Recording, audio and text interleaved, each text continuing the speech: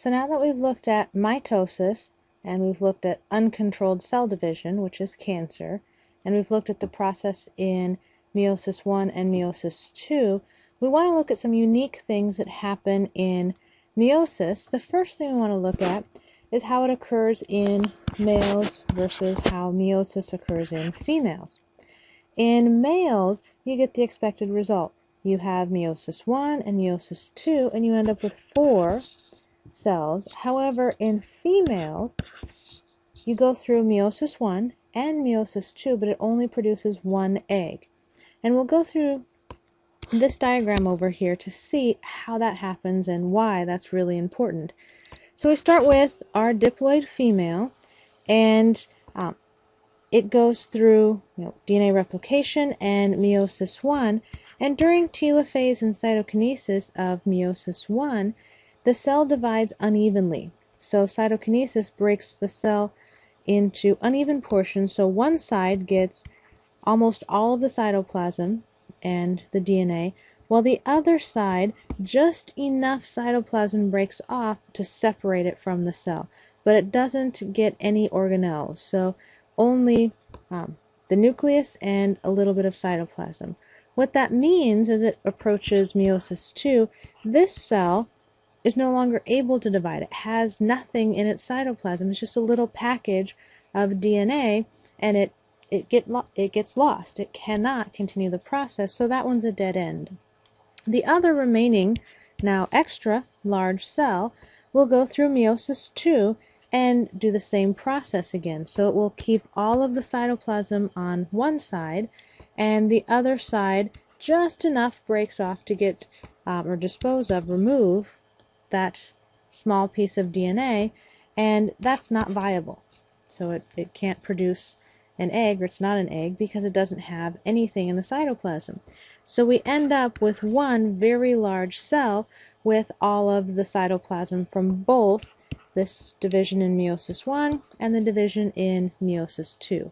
That's important because the egg contains not only all of the organelles that gets passed on to the offspring, and we've already mentioned this, I believe, in class, that the mitochondrial DNA only comes from the mother. And this is the reason it only comes from the mother, because the egg contains that. The egg also needs to have enough energy for that cell to survive cell divisions for 5 to 7 days. So fertilization doesn't occur in the uterus. It actually occurs way up in the ovaries, or in the fallopian tube. So the ovary in a female are up in her abdomen, and they will release the egg into the fallopian tubes. So these are fallopian tubes, and they travel down to where the uterus is. And it takes about 5 to 7 days. If fertilization occurs up here in the fallopian tube, for 5 to 7 days the egg is traveling through the fallopian tube, gets into the uterus, and implants in the uterine wall, and during all that time it's rapidly dividing. So that's why the egg needs to have lots and lots of energy. So all of the energy required for those cell divisions is carried in the egg. Then once it establishes a blood connection to the mother, it can get nutrients from the mother. But the egg needs to have lots of energy available to do that. The sperm, however, has a few mitochondria in the tail region just to drive the tail, but when it connects with the egg, that tail region is lost, and it's only the package of DNA that gets into the egg cell, so it's not important for the sperm to have any extra energy stores. Looking more at meiosis, this is section 13 and 14 in your book, we want to look at the significance of meiosis. So you'll probably recognize a couple of these organisms here. One thing is the cheetah. So cheetahs are an endangered species now, but they also, in the past, their population numbers dropped really low. What happened to cheetahs is they went through something called a population bottleneck, where there was a large group of genetically diverse cheetahs, but then the environment changed in some way, and because of that environmental change, very few cheetahs actually survived. So it took their large population, reduced it substantially, so it went through a bottleneck. And since their numbers have increased, however, it takes a long time for genetic diversity to build up through random mutations. So even though we have lots more individuals, they have the same genetic diversity as what was back here with very few individuals. In fact, cheetahs now, because there's a limited number of them, and humans have pretty much tranquilized and collected blood and DNA from all existing cheetahs on the planet, and we've looked at those genetic markers in DNA, and cheetahs are very, very closely related. All of them are very, very closely related just because they all share this genetic information up here. They are so similar genetically to each other that you can even do transplants like skin grafts. So if one cheetah is injured or burned, you could actually take skin from a different cheetah, transplant it to the injured one, and there's no immune response rejection because they are so similar in genetics. Another organism on here you would probably recognize is a potato, and this is an Irish potato, obviously. So you may have heard of the Irish potato famine. It occurred when in Ireland the staple crop or the main food crop was potatoes, and a new disease came in to Ireland, was brought in accidentally, and the potato that people had planted, it was very susceptible to this new disease. And because with potatoes, if you ever notice in kind of your cupboard you have a bag of potatoes, it will start growing little eyes on there. If you leave it for long enough, it will actually start growing little plants out of the top of that. If you cut up a potato, as long as you have a chunk of potato with the eye, you can plant that and you've just cloned the potato. So that will grow more potatoes in the ground. So people had been cutting up potatoes and replanting them of one single variety. And because that one variety was very susceptible to this new disease, the disease quickly moved through all of the potato fields and killed them all off. People didn't realize that till they went to harvest their potato, started digging them up, and there was no potato left. It was just mush. And so for several years, there was a huge famine where large numbers of people actually starved to death because there was no genetic diversity in their potato crop. It couldn't resist that disease. And I don't know if anybody can recognize what this is over here. This is actually a representation of a virus, specifically the HIV virus that causes AIDS. And the reason I have a picture of this here is that some humans are completely immune to HIV. And this is due to a random mutation that affects their immune system. And so when they're exposed to HIV, their body treats it like the common cold. It finds all of the virus and gets rid of them. Very few people in the human population have that, but because humans are so genetically diverse, that means that even if suddenly the entire human population became infected with HIV, humans would not go extinct because some of us are immune to it.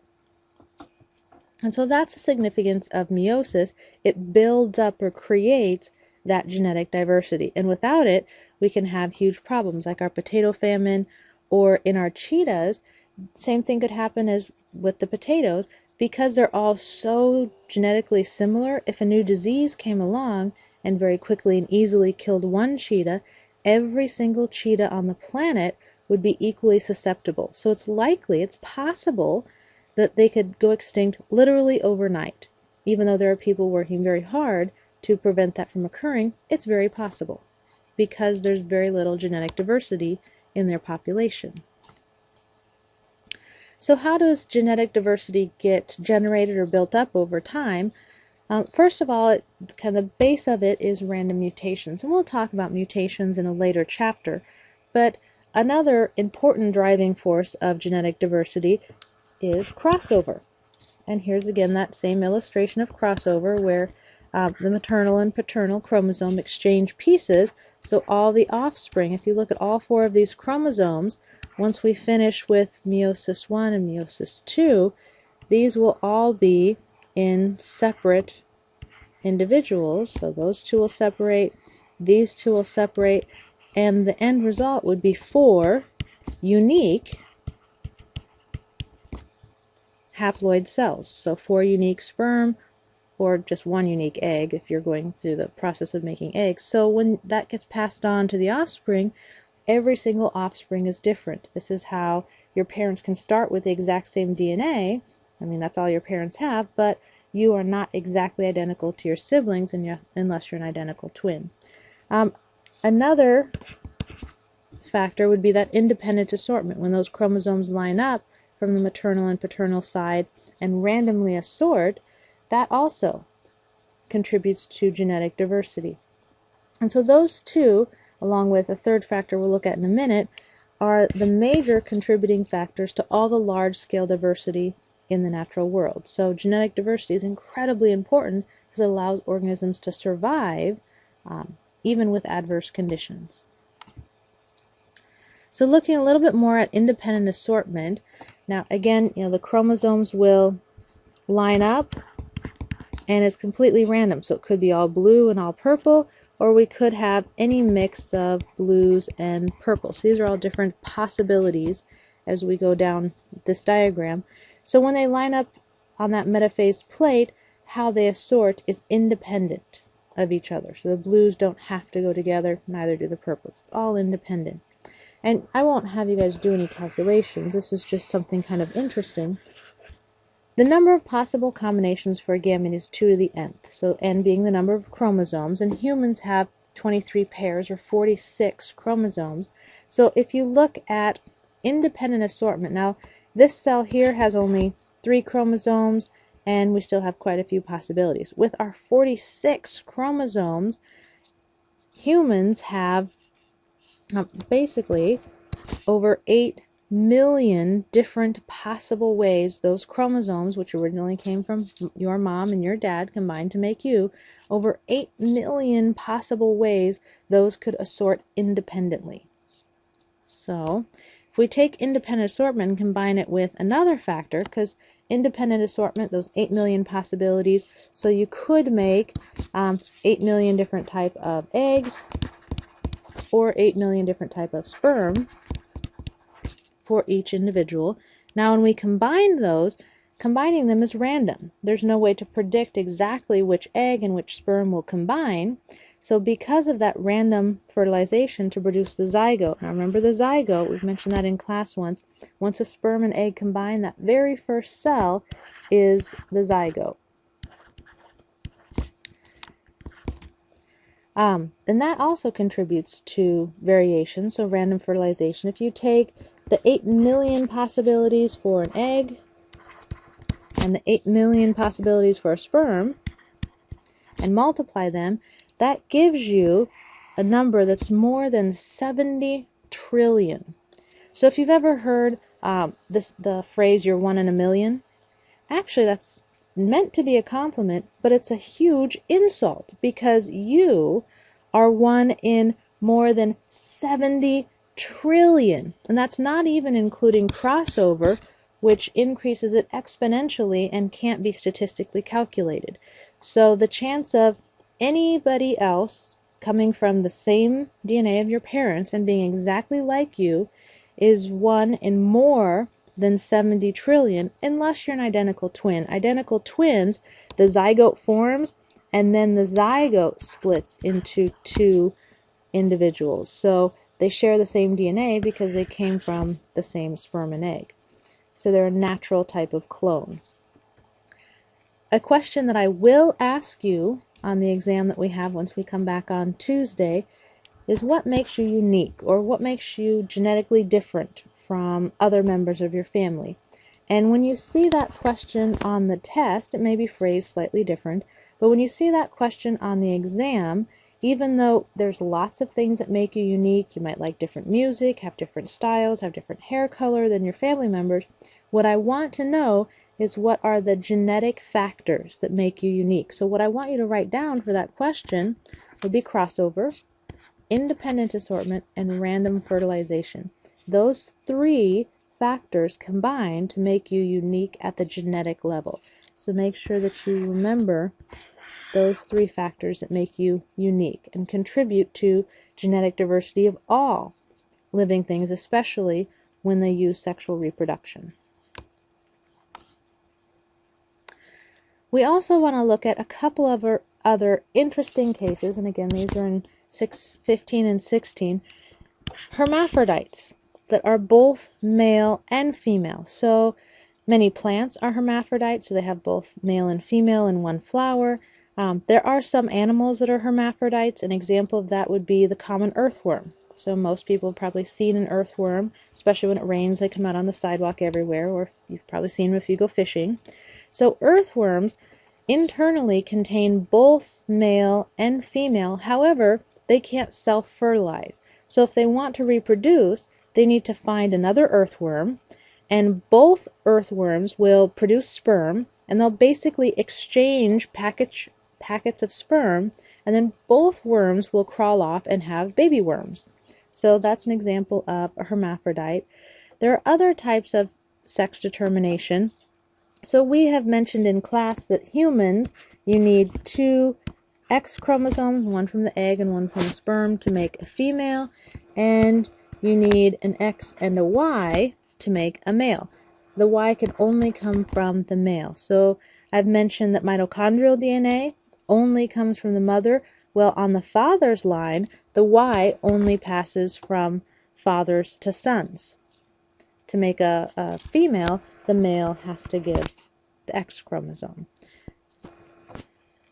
And this is a picture of a human X chromosome and Y chromosomes. This one's the X and that one's the Y. And you can see that they don't really match. The Y is substantially smaller than the X chromosome, even though they pair up and assort like a matched pair as they go through mitosis and meiosis.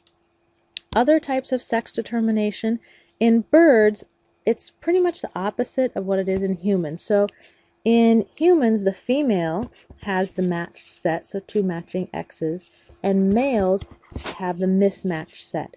Well, in birds, it's the male who has a matched set, and females are mismatched.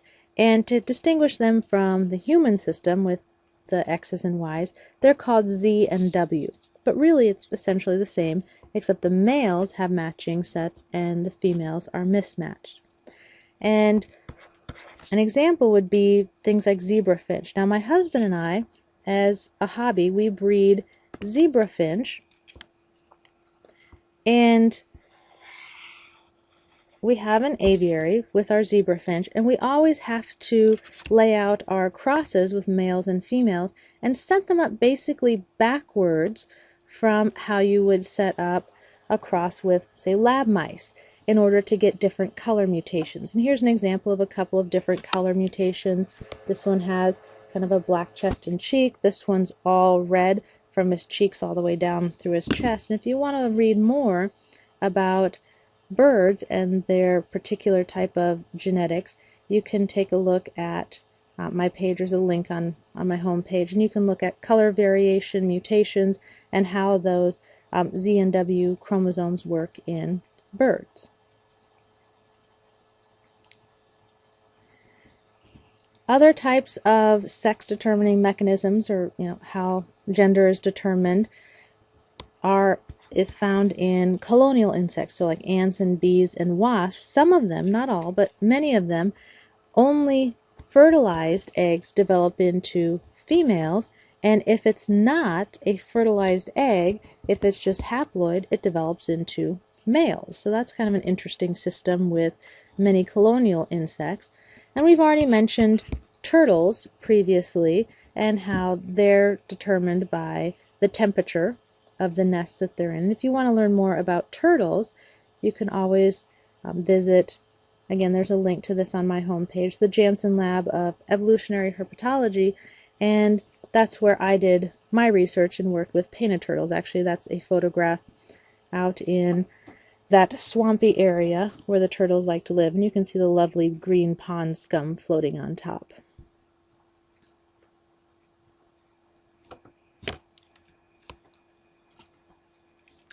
Additional things we want to look at especially now that we've looked at meiosis, something called non-disjunction. And non-disjunction is the process of unequal distribution of the chromosomes. So something goes wrong during cell division, and the offspring ends up with an incorrect number of chromosomes. So we can see over here, we're going through metaphase 1 and anaphase 1. These green ones should separate from each other. However, both sets stick together. So something goes wrong and they're not separated properly. So when we move into metaphase 2, this cell is completely missing a green chromosome, and this one has both the light and the dark green chromosomes. So when they finish up with meiosis 2, these two cells have too many, and these two cells don't have enough DNA. One way to easily diagnose whether this has happened is to do a test called a karyotype. And in a karyotype, they take a dividing cell and they stain it and put it on a microscope slide, and then they line up all of the chromosomes. And this is a human karyotype. I know that because we have 22 pairs of regular chromosomes. It's got an X and a Y as the 23rd pair. So this tells me it's a human male because it has that Y chromosome. And if you look, each set of chromosomes matches. So every set matches and we have the correct number of chromosomes. If I did this karyotype, I would know that non-disjunction had not occurred and this individual had the correct number of chromosomes. However, in some individuals, that process goes wrong, and if you look at this chromosome right down here, chromosome 21, instead of having 2 copies, there are actually 3 copies of chromosome 21, and that is the main cause of Down syndrome. And the chance of having an offspring with Down syndrome increases dramatically depending on the mother's age. So a young mother has a very small chance, it is possible, but a very small chance of producing a child with Down syndrome. However, if a mother is 45 years old, there's a 1 in 32 chance, so substantially greater chance of having a child with Down syndrome as the mother ages. And part of that's due to the fact that the eggs are partially formed and carried around in the mother her entire life, so it's possible that they experience damage throughout her life, just natural aging, and that's what causes the incorrect assortment later in life to increase.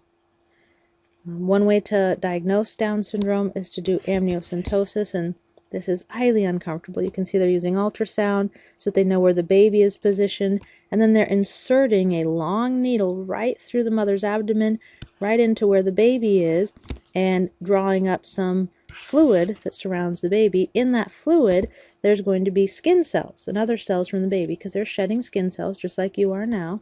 And then they can test those, do a karyotype, and see if the baby is going to have Down syndrome. I should also mention here, and we'll look at this more on the next slide, that if non-disjunction occurred in any of the larger chromosomes, so any of these up here, it's lethal. So if non-disjunction occurs in most of the chromosomes, that offspring doesn't survive development. It's miscarried very early, oftentimes even before the mother knows she's expecting or pregnant. Only some of the smaller chromosomes are able to survive non-disjunction, which is why they're the common ones. Also, interesting cases can happen when there's non-disjunction of the X and Y chromosome. So if we change the number of sex chromosomes, so either from the egg or the sperm, we only get one X chromosome, but the other isn't contributed, that leads to Turner syndrome. So it's a female, but has some characteristic phenotypes. They're usually sterile, webbing of the skin between neck and shoulders. If there are too many X chromosomes, that leads to a male with Klinefelter syndrome, again with a set of characteristic features. And what I want you to know for these syndromes is just basically what causes them. Turner syndrome is female, missing an X. Klinefelter syndrome is male, has an extra X. You don't have to memorize all of the symptoms or characteristics. You can have super males that have an extra Y chromosome. And there had been a study done years ago that was poorly set up, did not have correct randomization in selecting their test groups and their control groups, and the study was looking at males that had this extra Y chromosome, trying to determine if having that extra Y chromosome made them more aggressive and more likely to go to prison. So they surveyed a just population and compared that to the prison population in one particular area. And it was a fairly small study, didn't have a lot of participants, and they found that there was more of these YY males in prison. However, because tests have to be repeatable, lots of researchers then repeated this test with much larger numbers, with much better randomization, and found that there was actually no significant difference between the YY males in the general public that were law-abiding and not aggressive, and those that had gone to prison for aggressive crimes. So it's not caused by an extra Y. People just still choose whether they want to commit crimes or not. Another potential would be if a female gets too many X's, and it could just be 3, or it could also be even more X chromosomes. And the only real symptom here is some of these females may be sterile or have difficulty conceiving, and if they get more and more X chromosomes through several generations, then it can cause mental problems. But with just 3 or 4 X chromosomes, they're perfectly normal females. So that is the end of Chapter 6, just to give you guys a heads up about Tuesday's exam. My exams are always about 70 points in length, and most of that will be multiple choice matching true-false. There will be usually between 15, well, probably 10 to 15 points worth of fill-in-the-blank or short answer questions. And I've already pointed out many of the short answer questions in Chapter 1, 3, and now in Chapter 6 that you'll need to be aware of. So if you've paid attention in class and taken notes on that, as well as going through Chapter 6, you already know what I'm going to ask you for those short answer questions. So again, please make sure you read the chapters, write down any questions. Feel free to email me or save your questions for Tuesday, either way, so that way you're prepared for the exam that we're going to have on Tuesday.